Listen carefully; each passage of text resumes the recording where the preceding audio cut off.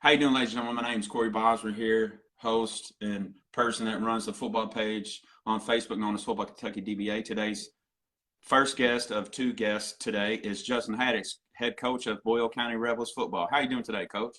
Doing good. Man, so I want to chat with you about that first loss y'all suffered for the first time in 20 games. Take us. I want to know. Is that when something like that happens, you're obviously sad. You never want to lose ultimately. You always want to win. Winning's the main thing. But do you feel a sense of relief? Like pressure's kind of off in a degree? Because I know some people can kind of go through that where they feel like relieved. But a person like you that's at a school like you're at and has won back-to-back going for your third straight state championship, there's always pressure regardless and stress. Talk us through that. Yeah, there's always pressure to win, and that's something. That's why I wanted to come here. That's what I enjoy that part. I think we talk to our kids, it's a privilege to have that pressure, to be in a program that you're expected to win, to be that, you're expected to dominate teams, and our whole motto this year was leave no doubt. Let's leave no doubt that we're the best team in 4A. Let's leave no doubt that, when we play on Friday nights, that we were the best team on the field. And, going through that game, got to give credit to Lexington Catholic and their staff. They did a great job. We're up 27-7, start to fourth, and they were kind of grinding on us and driving, and they made plays to win the game, and we didn't, but there was a lot of great – it's not the –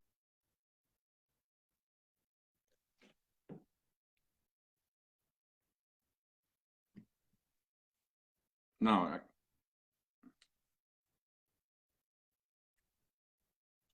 You turn your volume off.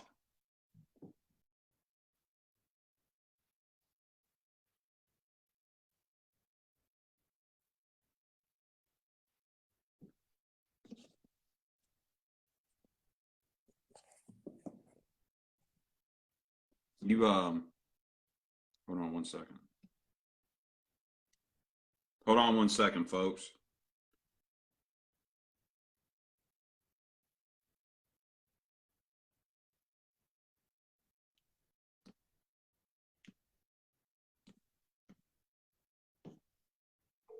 Just hang tight. Technical difficulties. Hey, somebody just called me. Oh, that's what it was?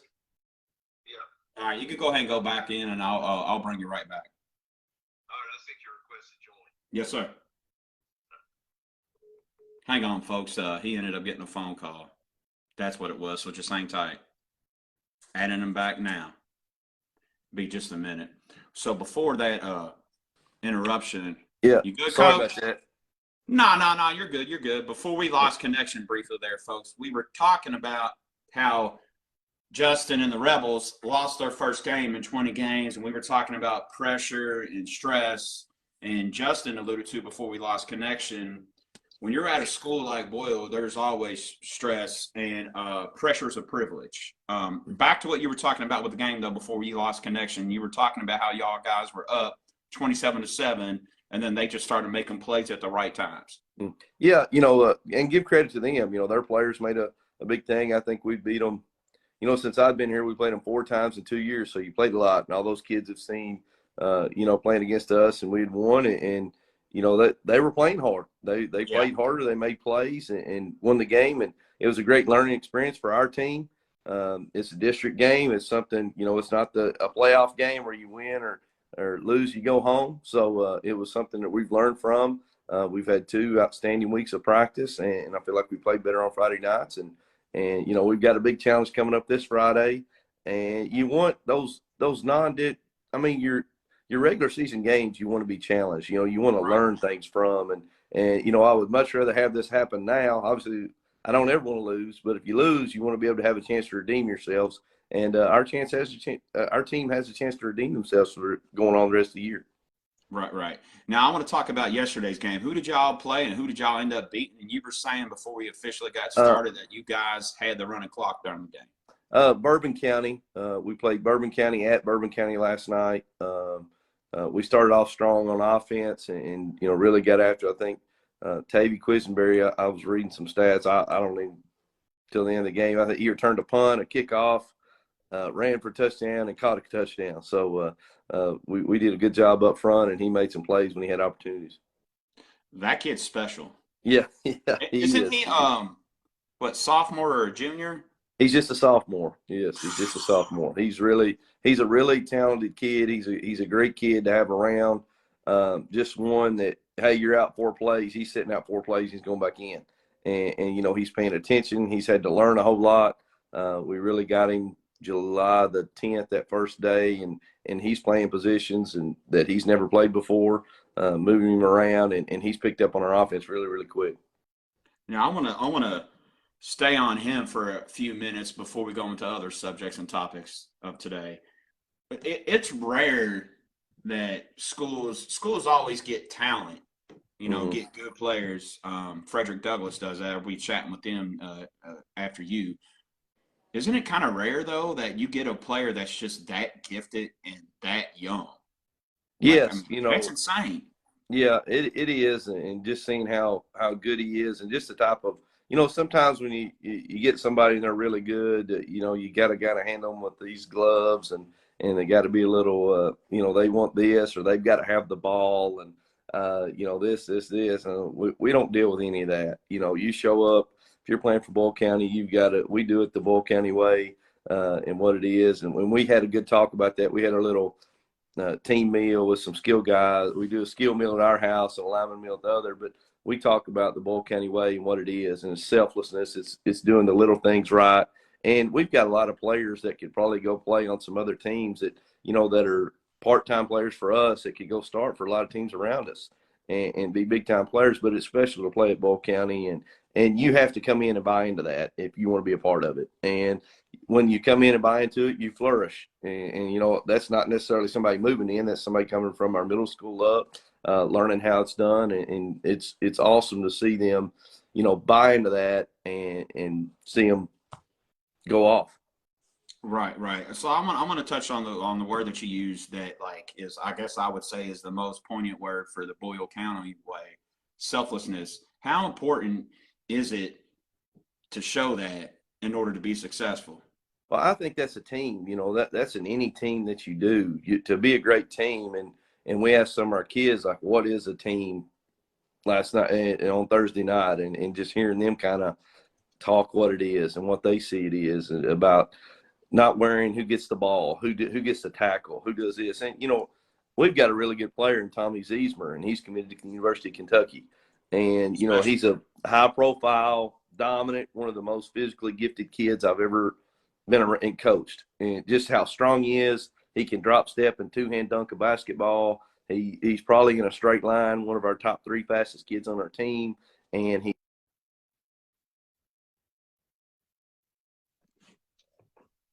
Hang on a second, folks. You there, Coach? Hold on 1 second, y'all. Hang tight.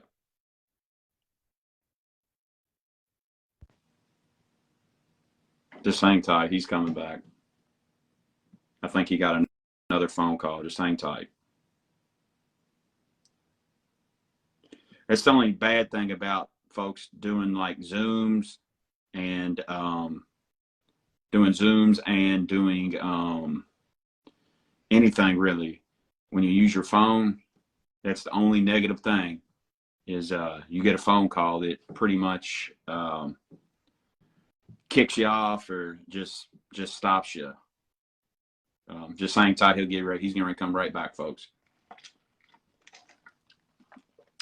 So before we lost them again on the technical difficulty part, we were chatting about the importance of being selfless and how important being selfless is to being successful, not only for a team and not only for the individual, but just overall in general when it comes to life. In order to be successful, you got to show and just flat out be selfless. And when you are that, you become successful. I'm getting ready to bring it back now, y'all. Hang tight. Sorry about that. Stuff happens. Appreciate y'all's patience. He's getting ready to come back on now. My bad, man. I don't know what's going on. My phone. Nah, you're good. Hey, I was just dead. That sometimes just happens, even with Zoom. Anytime you do anything with your phone, if you get a phone call, it drops you and just flat out. So I want to get back Yeah. on how do you pronounce it? Sizemore or Sizemore? Ziesmer. Okay, Ziesmer. Ziesmer. Yeah. Ziesmer. For him to be that Yeah, size but and be that fast, is he a junior or senior? well, he's a senior and he's committed to Kentucky, but you look at him and he's played defensive end. He started every game that, well, he started his freshman year, played in the state finals. Sophomore year, won a state championship. Junior year, won a state championship. So then here we're coming up, committed to University of Kentucky, had offers from all these places. And you talk about selflessness and being on a team and said, hey, Tommy, we need you to play. He was number 36. You know, I said, hey, Tommy, we need you to play on the offensive line. If we want to get where we want to get to, you've got to be able to play both ways and get on the offensive line. Now, you know, today's society says, no, it's all about me. I'm a defensive end. I'm not changing my number. I'm a senior. This is what I'm going to do. And, you know, I can't do that, coach. That complete opposite for him. Hey, I want to be I'll do it. Whatever we got to do to win. I just want to win. And that's so rare, and that just kind of speaks volumes of our team. And, you know, he's not the only one. And you know, we've got a lot of other kids that sacrifice. Dalton Stone's a kid, too. He came back for a fifth year. And you know, Dalton's maybe not the biggest, the fastest, whatever, but he's our linebacker. He comes in and plays running back for us. He, you know, a lot of teams he'd be a really good running back for and you know, maybe the lead guy. And, you know, he made an outstanding block last night for Tavy Quisenberry to take it for about an 80-yard touchdown. And, you know, Dalton made the block. And that's just all that, you know, the team aspect and what we preach and what we, you know, what the Boyle County way means and really is. And that's going to be the same way in life. Whenever they get a job, they're going to have to work for somebody. They got to work together as a team. If they want their team to be the best, you know, they're going to have to sacrifice for Definitely. that common now, who goal. do you all guys face in the first round? I think there's a three-way tie where we're second in the district. There's a three-way tie, so we really don't know yet. So I think it's between Rowan, Scott, and Covington Holmes. Yeah. Didn't they switch to is it this year or next year the sister districts? That's our sister district. So we'll play one of those teams in the first round, and then after that we'll play if we win that game, we'll play the winner of Boyd and so Anderson the sister County. district works just the first two rounds, right? Yes, and then the third round it goes to the RPI. So the third round, the first highest rated team in the East will play the fourth highest rated team, and the Now, second what do you will think play about the third. them bringing back and doing sister districts? You know, it didn't. You look at the last 2 years for us. You know, people kind of complained about, hey, you got to play. You got to beat a good team to win it, and that was my opinion. You know, like, we've had to play Lexington Catholic the last 2 years in the second round, and they were the second highest rated team in the RPI. And you know, so you're playing the second highest rated team in the RPI in the second round for us, and you know, you got to beat a good team when you play them. In my opinion, and our kids, if you get beat out in the second round or the last game, if you didn't win the last one, what does it matter? You know, you kind of, it didn't matter if we were going to lose. You know, we want to win the whole thing. You want to win the last game. That's my opinion. That's our team's opinion. That, you know, you got to play Right. somebody So now, good. how You got long to beat have good you people. been at Boyle County? Third year. This is my third year. Third year. Mm-hmm. You've last 2 years you've been in a state championship, going on your third. Is it hard to become accustomed to success? You know, no, we work hard. Our kids work hard. You know, that's something I can't take. You know, our staff works hard. We start January the 3rd about going into this is what it's going to take, and it's every morning at 6:30 in the morning. They're putting the time in. They're putting that. I just got the best seat in the house to be able to watch it and be around our kids and just see them grow. That's my How favorite part of important the to whole you deal.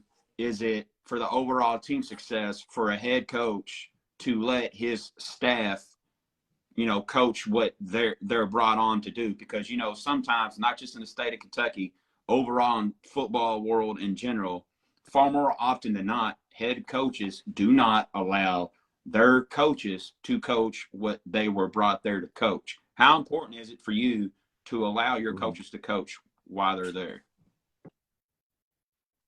Oh, it's that's the whole deal. I started out when I first started at Perry County Central as a head coach.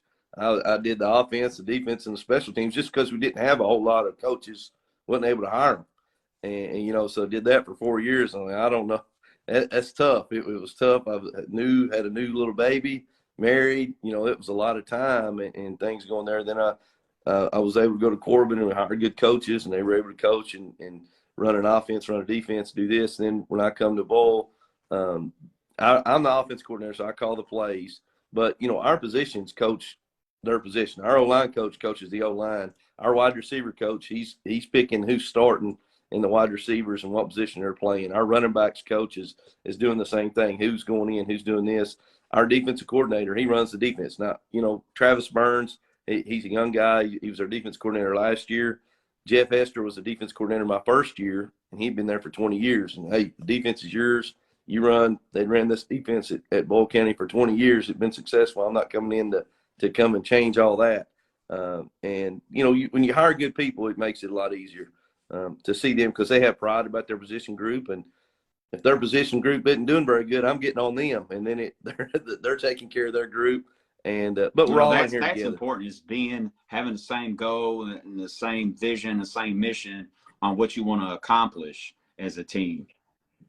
But I want to talk to you about your this year, like how hard it is to even have the chance to win a third straight state championship. Like, how you as the head coach tell your kids to remain the same and continue to keep doing what they've been doing and not lose sight? How do you handle that? Because that's a big deal. Hey, handling success may be harder than handling failure. Yes. Everybody talks about handling failure, and that's kind of, in my opinion, I say, because when you're handling success, everybody's going around patting you on the back, telling you how good you are. Then you start thinking, well, maybe I don't have to do all these little things. Maybe I don't have to do.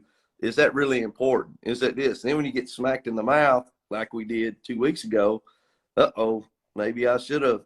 This does matter. And I think it's a great wake up call. But that's life. You're going to get smacked and you start feeling a little good about yourself. Well, I did this all myself. Well, no, nobody did this all themselves. You got to have people around you. You got to do the little things. You got to take care of everything. Definitely. You can't take anything for granted. So I want to talk with you about next week's big matchup with Frederick Douglass. How did it come about with you? Is that something that you reached out to Nathan and was like, hey, we're two powerhouse programs, historical. I want this to be a yearly thing. They're 5A, you guys are 4A, but sometimes you just got to throw classes out. Hey, you all dominate them last year. They made it to the state championship. Y'all won it. Both of y'all are projected as of now to at the very least, make it to the state championship in your respective classes again. They're ready to give y'all a taste of redemption. How does a battle of two powerhouses like that come about, and is that something that you're wanting to continue to do? With the game, he had somebody drop him. When you're scheduling now, scheduling's funny. Everybody talks sometimes like they want to play the best teams and they want to do this, and they're playing a tough schedule.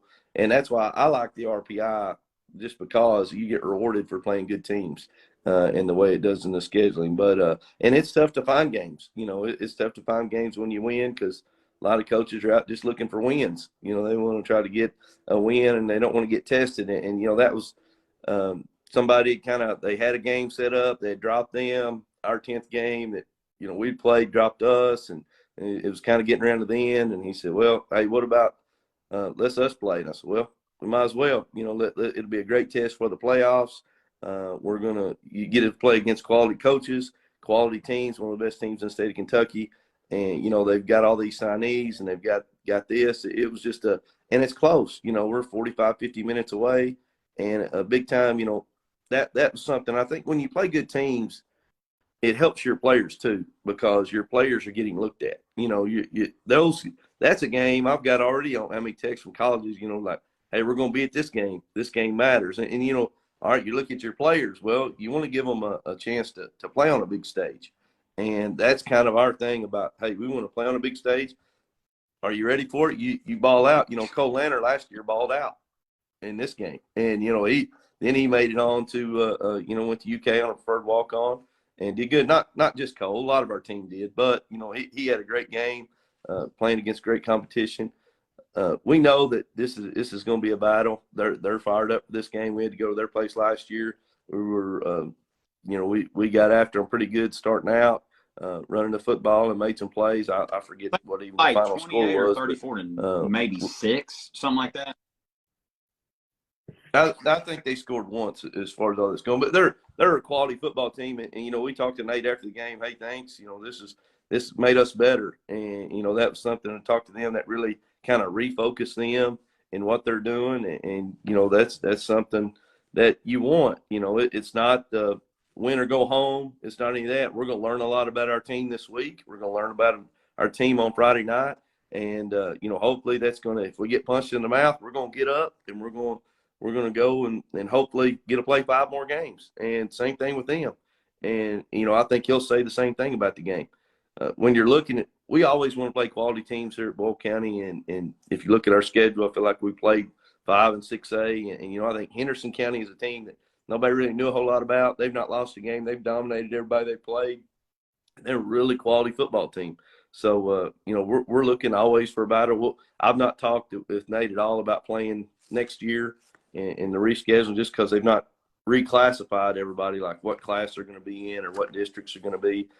We've not really even got any schedule for the next 2 before years. we get into 2 more things, somebody had asked in the comments section, how are they a powerhouse? We all know that Boyle County is. So I'm assuming that question is about Frederick. Do you mind spare 2 minutes to explain to that individual why I say that? Okay, so this is why Frederick Douglass is considered a powerhouse in my eyes. They have only been in existence 6, 7 years tops. Each year they've gotten better.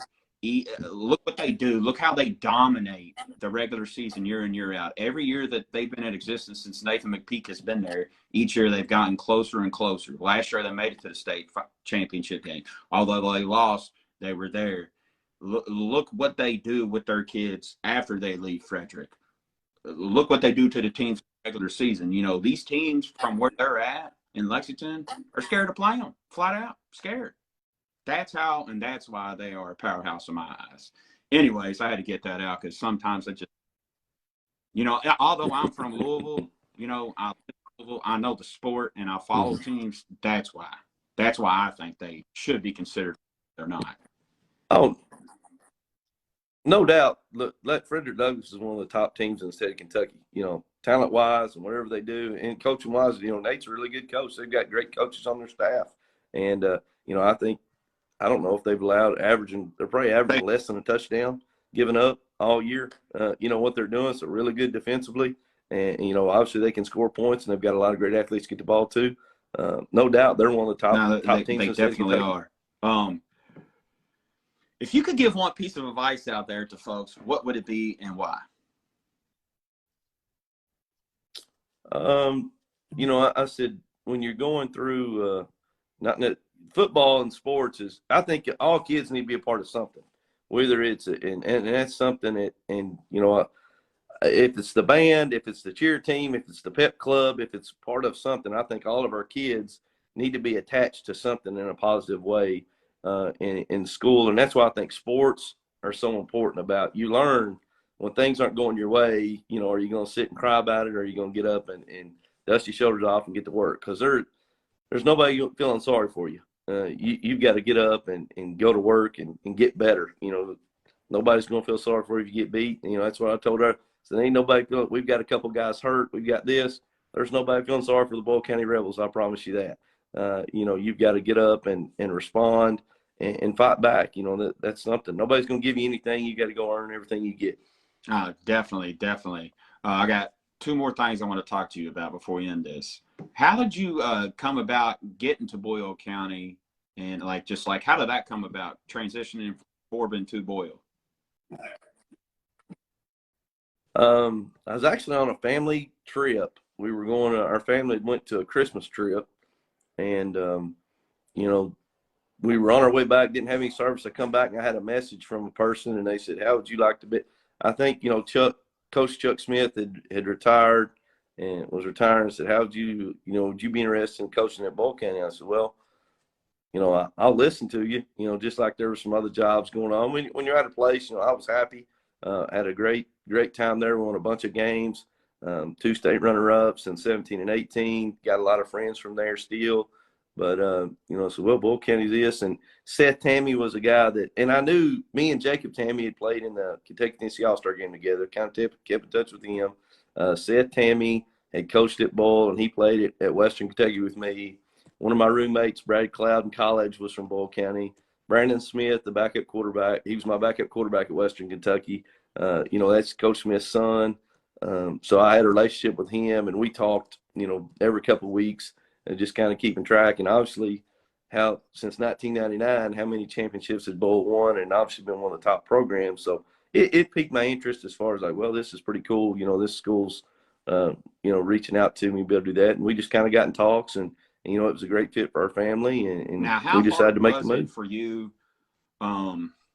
to make that transition? Because I know, like, you were just alleviating to the strong bonds and relationships and long history you had as a person with Corbin. How hard was that transition for you? Well, It yeah. was tough. You know, I think yeah, it's tough in any place I've been. You know, I was at Breathitt County High School as an assistant. That was my school I played at when I grew up.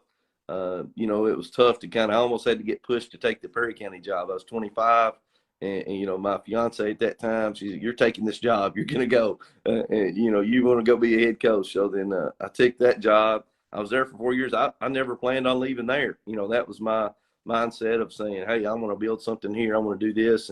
And we were able to win 2 playoff games. They'd never won those in their school history. Still got a lot of friends, and that's the coolest thing about when you move places is those guys still contact you and, hey, good luck, coach, good luck this, and you know that you were a part of, and that's special to me.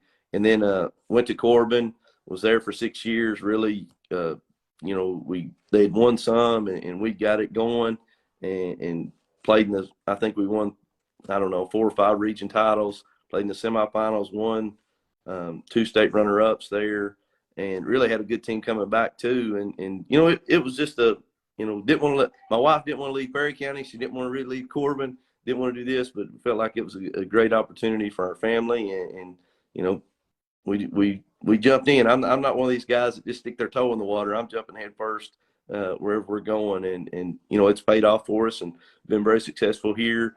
And you know, So hope to stay I here a want long to. time. I always ask coaches that are married, they're each individual, like how important coaches' wives are. And the reason why I asked is because you had mentioned your wife a few times while we were talking about transitions from team to team. How important to you, to your success as a coach, is the support of your wife?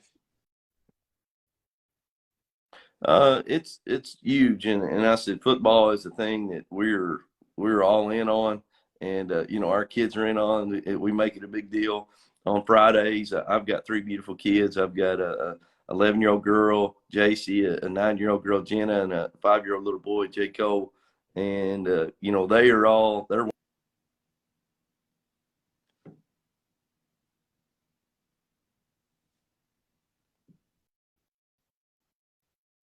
You got another phone call.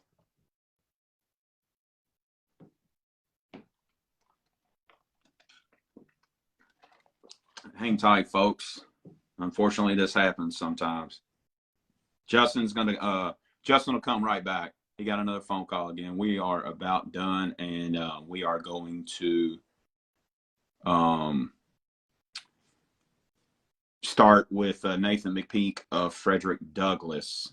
Once I am done with Justin here, we just got 1 or 2 more things to talk about, and then we'll be done with Justin, the head coach of Boyle, and then we will go towards Frederick Douglass. Before we lost Justin, we were talking about the importance of coaches' wives. Hold on, Hot Rod. I'll ask Justin once he comes back. Brian, what's up? Happy birthday, playa. Just give me 1 second, y'all. He's coming back here in just a second. Me personally, hot rod, travel ball, man, it's just like anything in life, right? It has its pros and cons. Some choose to coach travel ball for the right reasons, and some choose to coach travel ball for the wrong reasons. Just like parents choose to put their children in travel ball for the right reasons, and some choose to put their kids in travel ball for the wrong reasons. It just has pros and cons, man. You know what I'm saying? Hold on, Rod. I'm getting ready to bring them on right now. Hold on. Um, Once we're done talking about what we were talking about, I'll ask them. My bad. Hey, you're a popular man, popular guy. It's what it is. You know, stuff happens. Yeah. You roll with it. So, for the folks out there that just joined or have been watching, we were talking about the importance of coaches' wives because, you know, in order to be successful, you got to have the support. And I asked Justin how important has the support been to him as an individual for as far as coaching football, the support he's got from his wife. How important you were talking about right before you lost service, you were talking about how you have 3 kids. Yeah. You know, I've got 3 kids, and they wake up on Friday. Hey, good luck, Dad. You know, we're excited. They're coming to the game. They're cheering and going on. I'm actually leaning the phone up on my, you know, my wife is a huge, like, her cowbell deal is what she's a custom cowbell thing's what I'm leaning the phone up on in our office. But she is, she says her job is the crowd environment. And it seems like Oriental Trading Company. You know what that is? It's like OTC brands or something. So they sell all these little noise makers. So she's constantly buying noise makers. I'm looking at the credit card or the debit card. I'm like, what is this? What is this coming from? So I've got to buy stuff for the crowd for the pep section and doing that. So we're very blessed that, you know, in Boyle County we've got the Rebel Rowdies do a great job, and she helps kind of fund some of the things that they do, and it makes it great, you know, for our environment and our home. But, you know, it is a big deal. Football is a big deal in our family. That's good to hear. I got one more question for you. Somebody asked what your thoughts are on travel ball. What do you think about travel football? You know, we did here in Boyle County. Our youth football league does a great job, and we did an inter-county league. So we pulled all our kids together, and we split them up in like 2 or 3 teams, and then we played in the county for a month. So, you know, they played a couple times a week, played in the county for a month, and then after that, we've got another little league that we took let's take all our 6th graders together, and then we split all of our 6th graders into 2 teams, or all our 5th and 6th into 2 teams, and then all our 3rd and 4th into 2 teams. And then we went out and played the Somerset, the LCAs, this kind of all around. And you know, the more thing that I want, just like I tell our middle school coach, and he's one of the guys beeping in, you know, earlier, was like, I want to get 20 to 25 freshmen. You know, you want to get the most kids playing because all kids, they all mature at different times. And sometimes, you know, these coaches put the biggest guy in the back and hand him the ball and just go, and it's a one-man show. And that's not this, and it drives away a younger kid that maybe he's not matured yet. Maybe he's not ready to go. And you know, and usually when you lose them, you never get them back. You know, when you lose a kid, especially in football, Yes. They have a bad experience, they're probably not coming back. And no matter what kind of coach and whatever you're talking to them, if they have that bad experience and their family has that bad experience, they're going to be playing another sport, which is great. I want them to play all sports, but I want them to play football too. And, you know, so that's kind of my take on it. I think the more kids you can have playing, the better. And, you know, football's not for everybody, but they need to be a part of something. Definitely. So in a sense, I guess you could kind of say travel ball maybe helps prepare kids for high school, because travel ball is kind of like a different collective of talent. You get what I'm saying? You say prepare possibly for high school? Yeah. Well, I mean, competition's competition. What you're going to do, and you know, you want to play against those guys. I know I follow a guy, Eric Dandy.